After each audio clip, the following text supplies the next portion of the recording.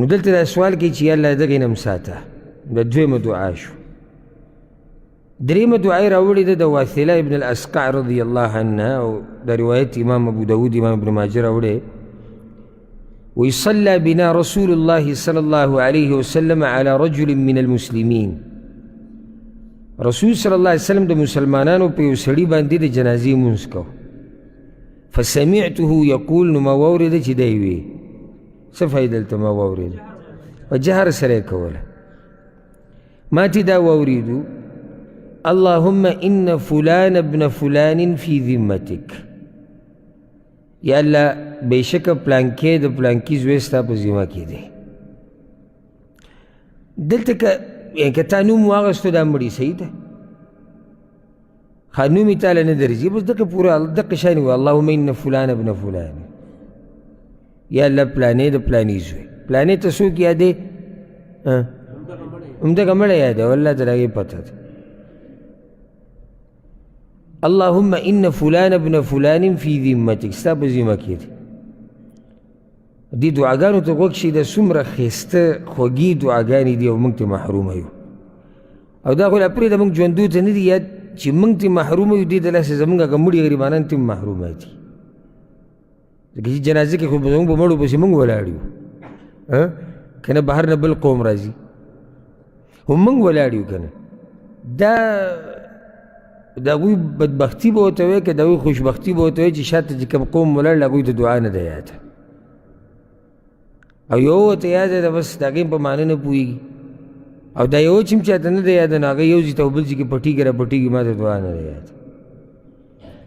او نیتونه هغه چې څه نشتي هغه یې وله پیدا کړي دي، یعنې په څه چې زور ورکول په کار و هغه زموږ نه هېر دی، خو نیت یادوه.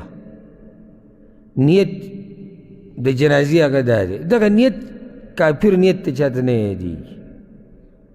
په خوله باندې نیتونه ویل د دې یو عبادت دپاره هم نشته.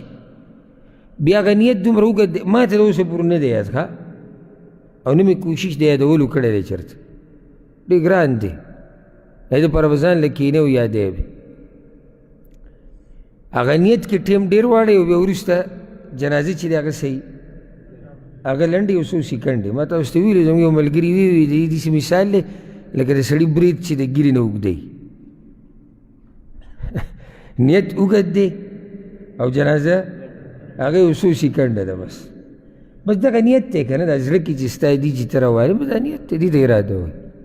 ګورې چې هغه یو کار نشتي موږ له زور ورکړی ده، او کوم چې شتي او مړي ته تیم فایده ده، موږ ته تیم فایده ده، هغې له موږ توجه نه ورکوو. دا اوس دې دعاګانو ته سوچ کوئ چې د څومره ښایسته دعاګانو نه زموږ مړي محرومه پاتې شوي دي. او دا درته ووایم که چېرته دا موږ زده نه کړی او د خپل قوم ته مو ونه ښویې که نه، نو که موته مړه شو موته به تیم محرومه پاتې کېږو. ویا الله پلانې د پلاني زوی ستا په ذمه کې دی، وحبل جوارک او ستا په ګاونډ کې دی. فقیه من فتنة القبر وعذاب النار، نو وساته یا الله هغه د قبر د عذاب نه او د اور د عذاب نه. فتنة القبر د قبر فتنه ورته وایي، عذاب ورته یو شی دی، او فتنه د قبر دغه سوال جواب دی، هغه امتحان، او په هغې کې چې دننه بیا څه انسان ته رسي. دلیل دی په دې باندې چې قبر کې دننه فتنه هم شتي، قبر کې دننه عذابونه هم شتي. هغه مخکې دعا هغه اولني دعا چې موږ ذکر کړې وه، واعذه من عذاب القبر، هلته داسې ټکی دی، یا الله د قبر د عذاب نه یې وساته. نو دا کوم خلک چې دا وایي چې قبر کې نه عذاب شتي او نه نعمتونه شتي، دا ګمراه دي په دې عقیده کې. قبر کې عذابونه دي، قبر کې نعمتونه دي، او بعض لا را پیدا شوي دي. دا چې یو سړی لکه داسې امت کې یو څو علما تېر شوي دي، خو هغه علما او په دې مسله کې ګمراه وو، نو هغوی بیا هم په دې مسله باندې به داسې دلایل بیانول، لکه پخوانو علماو کې شتي کتابونه ما سره پراته دي، هغو ښه جوړه خبره پکې کوي، اگر که استدلالات یې غلطي، خو بیا هم سړی زه پوهه یې څه نه څه لګیایي. دا نن سبا چې راکم پیدا شوي د علم ورسره هم نشته، نور څه ورسره نشته، عقل د لاسه کوي. یاره وایي قبر کې هېڅ هم نشته، بس چې دې کېښودو دا تا لکه یو لرګی کېښودو، قیسې ختمه شو.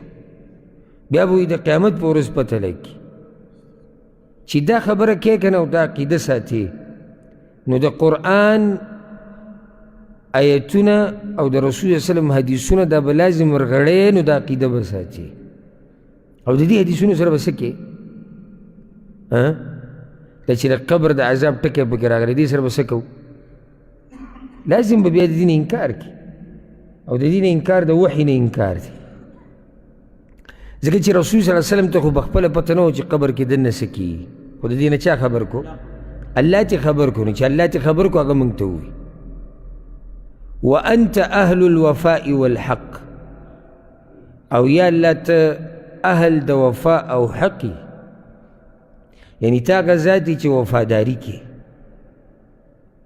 تا هغه ذاتي چې حق یې حق وې حق فیصلې کې حق ویناګانې کې اللهم اغفر له وارحمه بس یا الله بخنه وکړه ده ته او رحم وکړه په ده باندې انک انت الغفور الرحیم یقینا ته بخونکې رحم کوونکې مهربانه ذاتي دا الله ته فریاد ده الله ته سپارش ده چې یا الله پلانې موږ درلېږلی دی یا موږ یې سپارو تا ته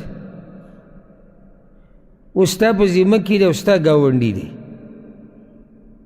چې اخو قبر کې چې موږ کیدو موږ د سره څه نشو کولی او دا خبره درته وکړم په دې زړه ولیکه که دې ومنله ډېر به خوشحاله یې